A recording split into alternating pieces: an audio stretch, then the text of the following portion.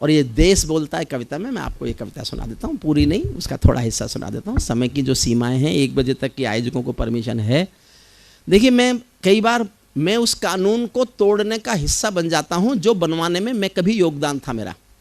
1996 में supreme court में सबसे पहले जो जनहित याचिका दायर हुई थी साउंड पॉल्यूशन रोकने के लिए, वो हम लोगों ने की थी। मेरठ के कुछ प्रोफेसर्स ने मिलकर की थी, उनमें मैं भी था, मेरे भी दस्तखत थे कि देश में 10 बजे के बाद लाउड स्पीकर नहीं बजने चाहिए, ये नॉइज़ पॉल्यूशन है, साउंड पॉल्यूशन है, ये बंद होना चाहिए। सुप्रीम कोर्ट का जनहित पर पहला फैसला 1996 में जब आया था, वो हमारे कारण आया था। और अब इसको अक्सर मैं ही तोड़ता हूँ।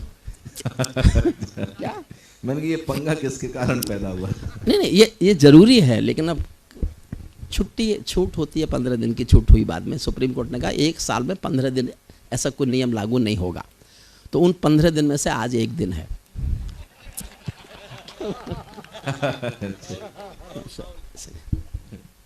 मैं सुनिए, मन से सुनिए।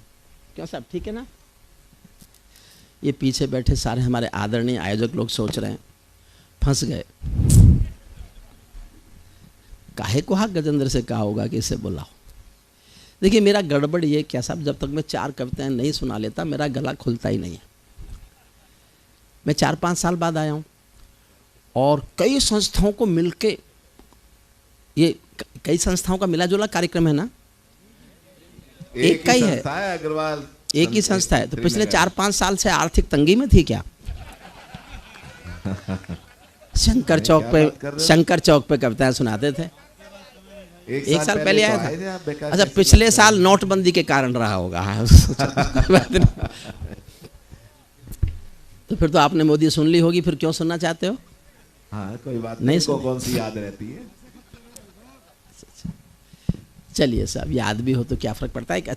उसका जो अंतिम छंद है वो नया सा है। मैं ताजों के लिए समर्पण वंदन गीत नहीं गाता, मैं ताजों के लिए ताली बजाते रहिएगा सब। देखिए, तालियों से कविता बड़ी नहीं होती, ताली किसी कविता का मापदंड नहीं है। लेकिन मुश्किल ये हो गई इस देश में कि जब ताली नहीं बज रही होती है ना, तो हमारे मन में ख्याल कि मुझे कुछ भी नहीं गम था, अगर गम था तो ये गम था, मेरी कश्ती जहाँ डूबी वहाँ पानी बहुत कम था। हमें लगता है कि सुन ही नहीं जा रही। और इस देश में ताली बजवाने की एक बड़ी गलत परंपरा बन गई। ये रोग हो गया कवियों को कि वो तालियों की गड़गड़ाहट में कविता पढ़ने लगे। ताली नहीं बजे तो उन्हें कुछ कमी नज़र आती है। कोई ताली कविता का मापदंड नहीं है, मैं खुद स्वीकारता हूँ। लेकिन अब 1 दिन में तो हम ठीक हो नहीं सकते। आप ये उम्मीद करो कि हम राम का मंच है 1 दिन में ठीक हो जाए, तो बता अच्छा जहाँ लगे बजाते हैं। मैं ताजों के लिए समर्पण वंदन गीत नहीं गाता, दरबारों के लिए कभी अभिनंदन गीत नहीं गाता, गौन भले हो जाऊं लेकिन मौन नहीं हो सकता मैं।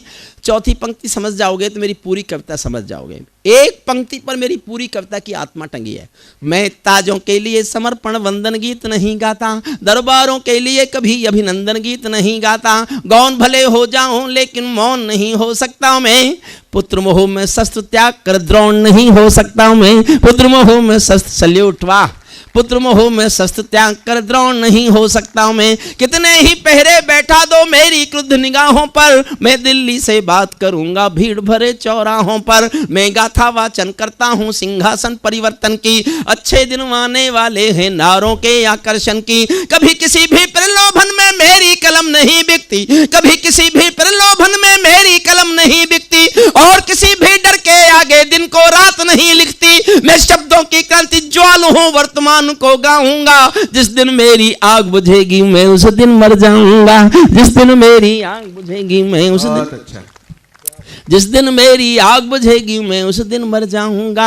सत्ता का आकर्षण मेरी भूख नहीं, शाल दुशाला चंदन मेरी भूख नहीं, सरकारी अभिनंदन नहीं चुने मैंने, राजनीति के बंधन नहीं चुने मैंने, पद्म पुरस्कारों की चाह नहीं करता, दरबारों की मैं परवाह नहीं करता, कलम सिपाही बनकर जिंदा रहता हूँ, भूखे बच्चों से शर्मिंदा रहता हूँ, भूखे बच्चों से शर्मिंदा रहता हूँ, पगडंडी से लाल किले तक जाता हूँ, झुग्गी झोंपड़ियों के आंसू गाता हूँ, लेकिन दरबारों में कभी का शीश नहीं झुकने दूंगा, कविता का सिंहासन से संग्राम नहीं रुकने दूंगा, कविता का सिंहासन से संग्राम। सत्ता बदली, कविता वहीं से शुरू हुई। भारत माँ के घरों में नया बसंत दिखाई देता है। अगली पंक्ति सबको समझ में तो आएगी, अब ताली बजाओगे कि नहीं बजाओगे मैं नहीं जानता।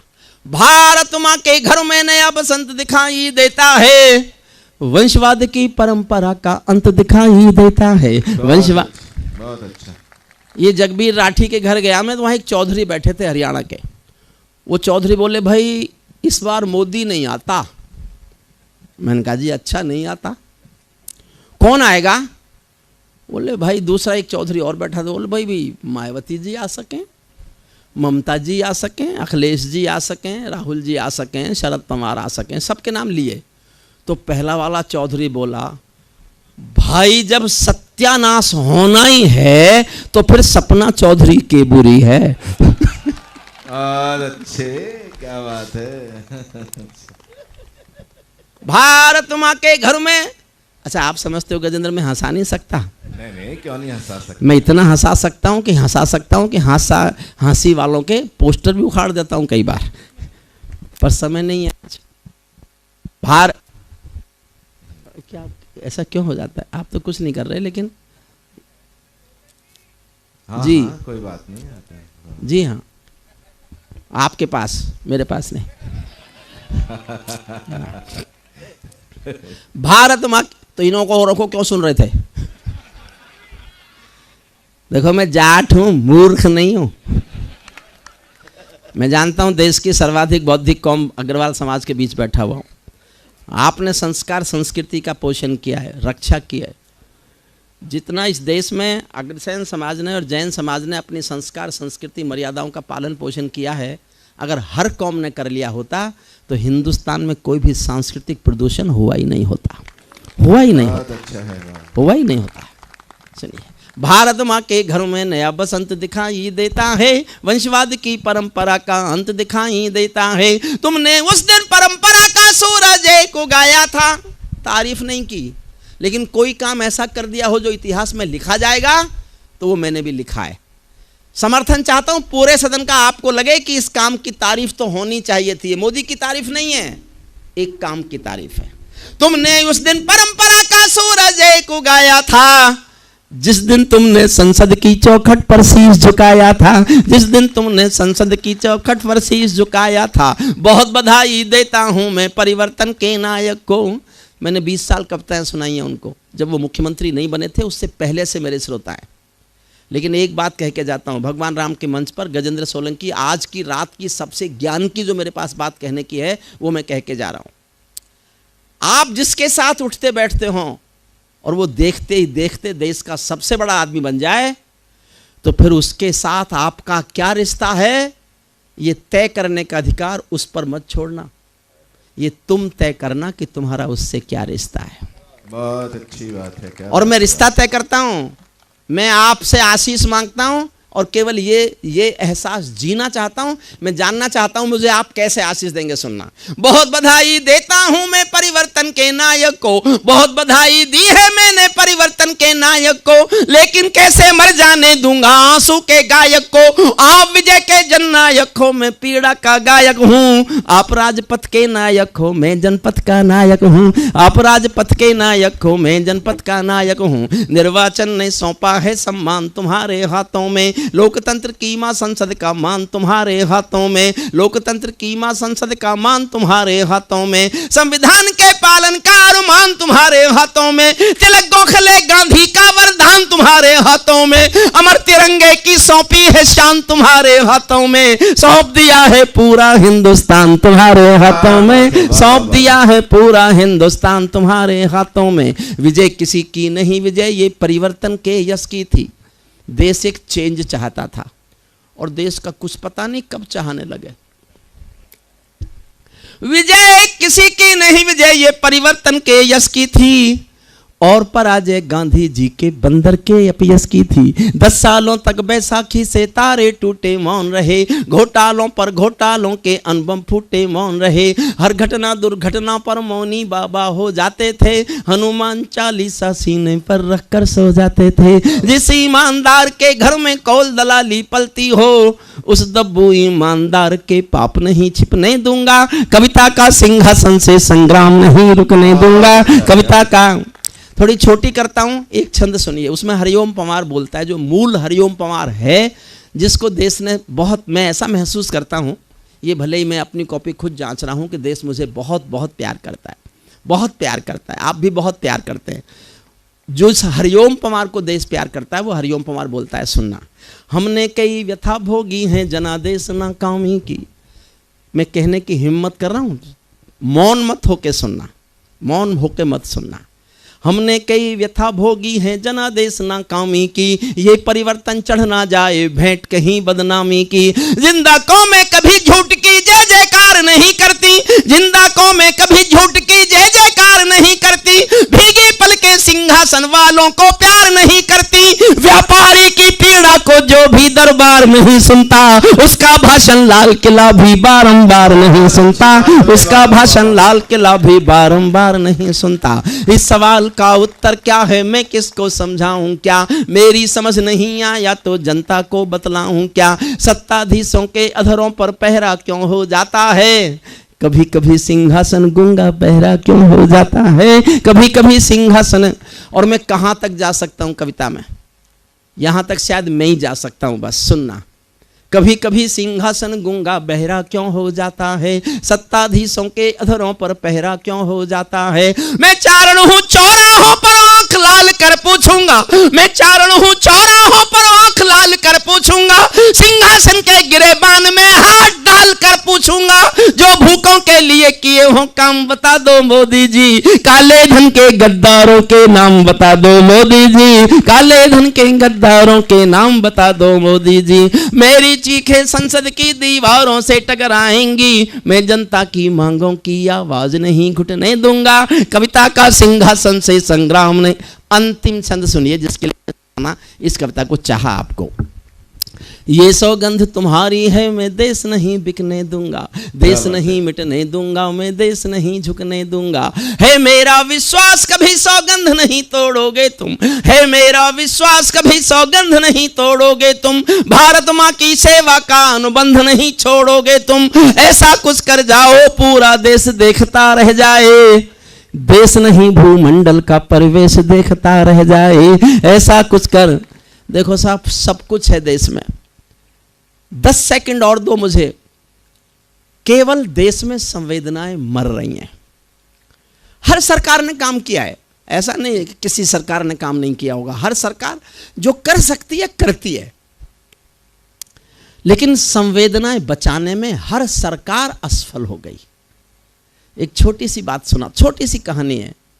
एक बहुत अमीर महिला एक बहुत महंगी साड़ी पहने हुए एक बहुत बड़ी सी कार में एक साड़ी की दुकान पे आई और दुकानदार को बुलाया, कांच खोल के, कार का शीशा खोल के, और बुला के कहा मुझे एक जल्दी से सस्ती सी साड़ी दे दो, मेरी नौकरानी की बेटी की शादी होने वाली है। ये कोई खास बात नहीं है, अक्सर अमीर महिलाएं ऐसा करती होंगी। खास बात यह है कि आधे घंटे बाद एक 85 साल की बुढ़िया फटी हुई धोती पहने हुए टूटी सी रिक्शा में बैठकर उसी साड़ी की दुकान पर आई और दुकानदार से कहा मुझे इस दुकान की सबसे अच्छी साड़ी दे दो, मेरी मालकिन की बेटी की शादी होने वाली है। मरते हुए संवेदनाओं को बचाना ही संस्कृति की रक्षा है, वरना तो संस्कृति की धन दौलत से नहीं बचती, संवेदनाएं जिंदा रखने से बचती है। अंतिम छंद इस कविता का सुनाता हूं, जिसके लिए मैंने कविता लिखी, सुनना। ऐसा कुछ कर जाओ पूरा देश देखता रह जाए, देश नहीं भूमंडल का परिवेश। 12 लाइन है, ये मेरी 12 डिमांड है सरकार से, आपकी ओर से हैं, जनता की ओर से हैं, देश की जनता की ओर से हैं। ये 12 मांग कोई पूरी कर दे, कांग्रेस कर दे, भाजपा कर दे, सपा कर दे, बसपा कर दे, मैं हिमालय चला जाऊं, कविता लिखना छोड़ दूंगा। लेकिन जब तक ये 12 मांग पूरी नहीं होती, मैं चिल्लाता रहूंगा, चीखता रहूंगा। एक एक लाइन में एक एक डिमांड है। मैं जानना चाहूंगा कि आप कितना चाहते हैं कि ये मांग हमारी पूरी हो जाए। पहली मांग पढ़ता हूं। ऐसा कुछ कर जाओ पूरा देश देखता रह जाए, देश नहीं भूमंडल का परवेश देखता रह जाए। संसद को गुंडों से दागी चेहरों से खाली कर दो। पहली मांग है। इतनी तालियों से नहीं होगी, थोड़ा और उठाओ, तालियां तो होगी। एक एक लाइन में एक एक मांग सुनाना चाहता हूं। संसद को गुंडों से दागी चेहरों से खाली कर दो, भूखे मरते हुए किसानों के घर खुशहाली भर दो। भूखे मरते हुए, सल्यूट, आपने मेरी बात को पकड़ लिया। भूखे मरते हुए किसानों के घर खुशहाली भर दो। युवा खून बेरोजगार है ये अफसोस खत्म कर दो। भ्रष्ट व्यवस्था से उपजा है जो आक्रोश खत्म कर दो। कश्मीर में भारत मां की जयकारों के स्वर दे दो। बहुत अच्छा है, क्या बात है, वाह वाह। आदरणीय मोदी जी लाए जापान का प्रधानमंत्री, चीन का राष्ट्रपति, इजराइल का प्रधानमंत्री, और तीनों को अहमदाबाद ले गए। अहमदाबाद में रोड शो अपने घर में। मैं इस दिल्ली में खड़ा होकर बोल के जाता हूं अग्रसेन समाज के अग्रसेन जयंती के इस मंच पर कि आदरणीय मोदी जी, ये देश आपको जम्मू कश्मीर के श्रीनगर के लाल चौक पर रोड शो करते हुए देखना चाहता है। रोड शो करते हुए देखना चाहता है। और आप दिल्ली के लोग हैं, इस दर्द को जानते होंगे। ये दर्द आपने सहा हो। मैं 28 साल से इस आंसू को पी रहा हूं, 28 साल से दर्द चीख रहा हूं। आपको बात पहुंच जाए मैं कहां बोल रहा हूं, तो मुझे एक बार अब तक की सबसे अधिक ताली बजाकर बताना कि आप इस दर्द के, इस आंसू के, इस चीख के, इस चित्कार के दर्द से कहीं ना कहीं कुछ भी नहीं कर सकते। आप कम से कम परिचित तो हैं। अगर परिचित भर हैं तो मुझे तालियों से बताना कि आप जानते हैं। कश्मीर में भारत मां की जयकारों के स्वर दे दो। हर विस्थापित कश्मीरी पंडित को उसका घर दे दो। हर विस्थापित कश्मीरी पंडित को उसका घर दे दो। खेलों को नेताओं से पूंजीपतियों से मुक्त करो। माँ बहनों बेटी का जीना स्वाभिमान से युक्त करो। झोपड़ियों को मत सिखलाओ तौर तरीका जीने का। उन्हें मयस्सर कर दो केवल अच्छा पानी पीने का। उन्हें मयस्सर कर दो केवल अच्छा पानी पीने का। नंगे बदन लिए फिरते हैं ख्वाहिश एक लंगोटी की। खाली पेट लिए बैठे हैं उम्मीदें 2 रोटी की। कहीं भूख से कोई बच्चा मर ना जाए, याद रहे 10 करोड़ भूखी पीढ़ी की याद तुम्हें फरियाद रहे। तुम चाहो तो भारत के घर घर को देवालय दे दो। तुम चाहो तो भारत के घर घर को देवालय दे दो। लेकिन सबसे पहले झोपड़ियों को शौचालय दे दो। लेकिन सबसे पहले झोपड़ियों को शौचालय दे दो। ऐसा कुछ कर जाओ पूरा देश देखता रह जाए, देश नहीं भूमंडल का परवेश देख। अंतिम पंक्तियां सुन लीजिए और यहीं विदा करते हैं। गजेंद्र सोलंकी आएंगे, कोई आदरणीय आयोजक आएंगे, आपको भी धन्यवाद देंगे, कवियों को भी धन्यवाद देंगे। देखो साहब, भारत में पक्षपात खत्म हो जाए ये तो कभी हो नहीं सकता। भ्रष्टाचार खत्म हो जाए ये भी नहीं हो सकता। बड़ी मेहनत से पाला पोसा है हमने। तो एक लाइन का पक्षपात तो मेबे से भी हो गया है, आखिरी लाइन का, और आपकी तालियां उसको मंजूर करेंगी। मेरा विश्वास है कि उस पक्षपात को, अगर ये कामना हो किसी की, ऐसा कोई मिल जाए, इस कामना में का लिखा जाए, तो फिर कोई गुनाह नहीं है। उस पक्षपात को आप स्वीकार कर लेना। अंतिम पंक्तियां पढ़ता हूं गजेंद्र सोलंकी को, मेरा बहुत लाडला प्यारा छोटा भाई, जिसको मैं बहुत बहुत प्यार करता हूं।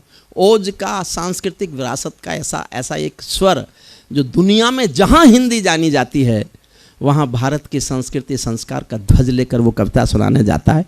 मैं इसलिए नहीं जाता कि मुझे हवाई जहाज से डर लगता है। यहां तक कार में आ जाऊं तो मैं तो बस श्रीनगर आता हूं और बस। ये हमारा छोटा भाई जगबीर राठी इस समय भी किसी को मैसेज कर रहा है, नहीं कर रहा, तो इस मोबाइल को बंद करके ऊपर हाथ कर, मोबाइल हटा ले, क्योंकि ताली तुझे बजानी है।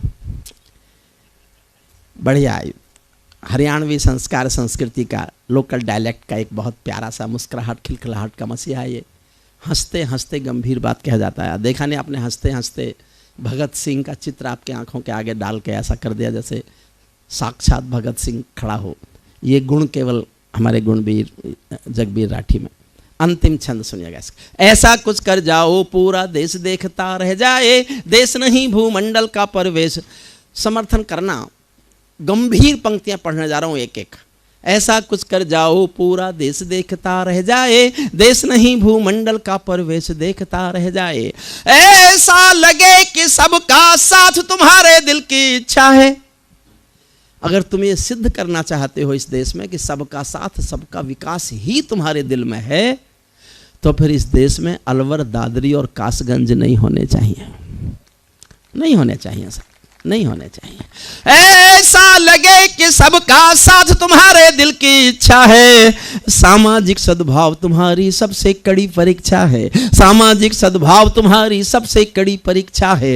ऐसा लगे कि गुजराती बेटा गांधी का सपना है, ऐसा लगे कि गुजराती बेटा गांधी का सपना है, ऐसा लगे कि दिल्ली का सरपंच हमारा अपना है, ऐसा लगे कि 1.25 अरब की आबादी का दमखम हो, ऐसा लगे कि भारत की सब तहजीबों का संगम हो, ऐसा लगे कि देशद्रोहियों को तुमने ललकार दिया, ऐसा लगे कि देशद्रोहियों को तुमने ललकार दिया, ऐसा लगे कि भारत मां का हर दुश्मन धिक्कार दिया, ऐसा लगे कि काले धन का पूरा खेल हिल गया है, ऐसा लगे कि दिल्ली को सरदार पटेल मिल गया है, ऐसा लगे कि दिल्ली को